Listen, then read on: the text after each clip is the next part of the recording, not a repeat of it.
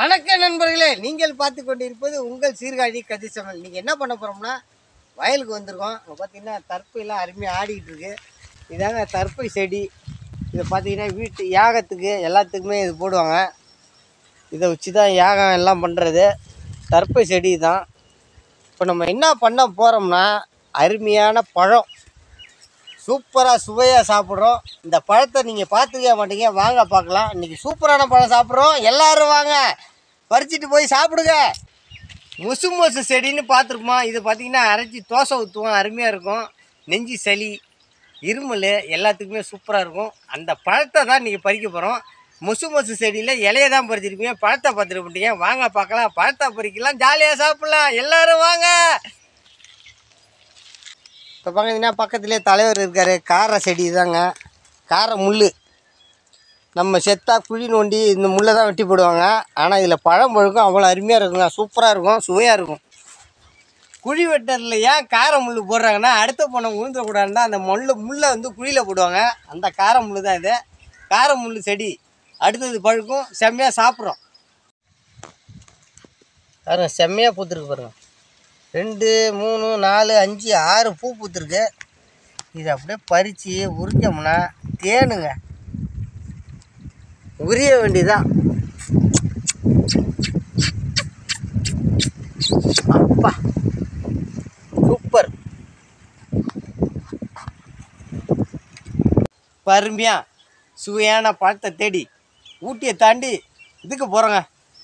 ஊட்டியை தாண்டி எதுக்கு போகிறோம்? பழம் பறிக்க போகிறோம். வாங்க எல்லாம்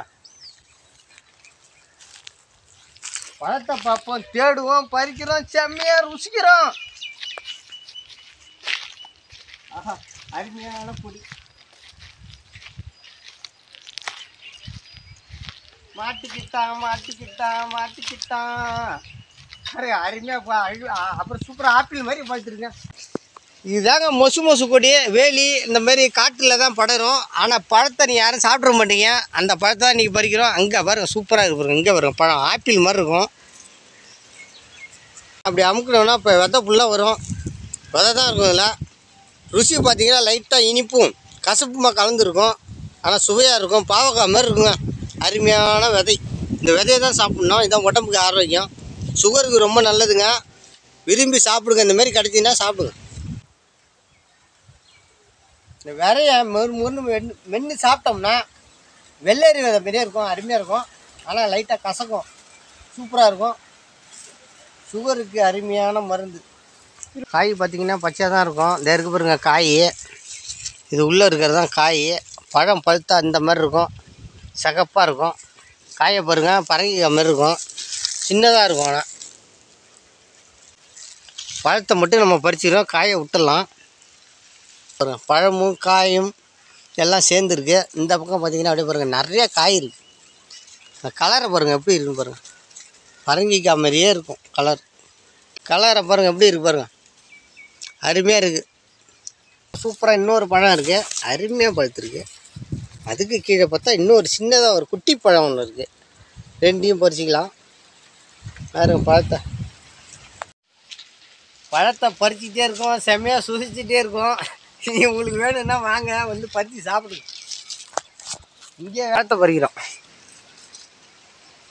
பாருங்க, சூப்பராக பழுத்துருக்கு, அருமையான பழம். ஆப்பிள் மாரி காய்ச்சிருக்கு பாருங்க. ஆப்பிள் மரத்தில் காய்க்கும், இது கொடியில் தான் காய்க்கும்.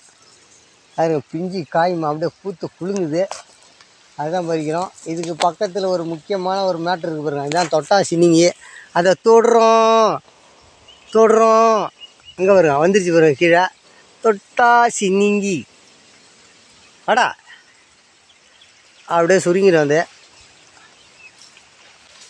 பழத்தை பறிக்கலாம் நம்ம. செம்பழம், இந்த பழத்தில் பார்த்திங்கன்னா செம்பழம் வந்து கொஞ்சம் இனிப்பாக இருக்கும். இந்த இருக்கு பாருங்க செம்பழம். இதுதான், இது வந்து சேப்பாக இருக்காது, இந்த மாரி கலரில் இருக்கும். பக்கத்துலேயே ஒரு காய் வேறு இருக்குது. இதுதான் செம்பழம், இதையும் பறிக்கலாம். இதாங்க செம்பழம். போச்சுடா. இப்போ பார்த்தீங்கன்னா பழத்தை பறிச்சிக்கிட்டு இருக்கோம். அடுத்தது இந்த இலையிலே பெரிய ரெசிபி ஒன்று இருக்குது, அதை நான் உங்கள்கிட்ட காட்டுறேன். முக்கால் பழமும் பழுத்த பழமும் பறிக்கிறோம். செம்மையாக இருக்குங்க பழம். செம்ம ருசியாக இருக்கும். லைட்டாக கசக்கும், நெல்லிக்காய் மாரி தான். தண்ணி குடித்தோம்னா இனிக்கும். இந்த பழத்தை தேடி தேடி பறிக்கணுங்க. இந்த மாதிரி காட்டில் தான் இருக்கலாம். இப்போ பாருங்க, சூப்பர் பழம்.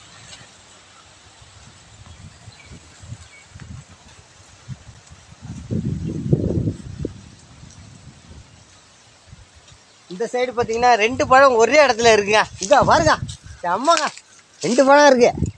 ஏய் பரிடா, 2 பழம் ஒரே இடத்துல 2 பழம். அது பக்கத்துலேயே கீழே பார்த்தா ஒரு பழம் இருக்குது. இலையை தூக்கிட்டு பார்த்தோம்னா காயும் பழமும் ஒன்றா சேர்ந்துருக்கு. இந்த பக்கம் ஒரு பழம் இருக்குது பாருங்க, அருமையான பழம், தக்காளி மாரி இருக்குங்க. இந்த பழத்தை பார்த்தீங்கன்னா நம்ம சீனி பழம், சிங்கப்பூர் சீனி பழம்னு ஒரு வீடியோ போட்டிருப்போம். அதே மாதிரியே இருக்குது. எங்கே பாருங்க பழம், இதுதாங்க முக்கா பழம். இப்படி தான் இருக்கும் முக்கா பழம். இதை வேணாம், இதை பறிக்க வேணாம், சொனையோடு இருக்கும். வேணாம், அருமையாக தேவையான அளவுக்கு பழம் பறிச்சிட்டோம். இந்த பழம் நமக்கு போதும். இதேமாரி மருத்துவ குணம் இதில் நிறையா இருக்குது. தேவைப்படுறவங்க வந்து பறிச்சுப்பாங்க. அதை வீணாக்க வேணாம். ஒரு பொருளை வீணாக்கவே கூடாது. 4 பேர் நலம் பெறணும். அதுக்காக தான் இந்தமாரி வீடியோலாம் உங்களுக்கு போடுறேன். இந்த வீடியோ உங்களுக்கு பிடிச்சிருந்துன்னா லைக் பண்ணுங்கள். எல்லோரும் வீட்டுக்கு வாங்க, சாப்பிட்டுட்டு போங்க. ஷேர் பண்ணுங்கள், கமெண்ட் பண்ணுங்கள், சப்ஸ்கிரைப் பண்ணுங்கள். மறந்துடாமல் பெல் பட்டனை ப்ரெஸ் பண்ணுங்கள். பாய்.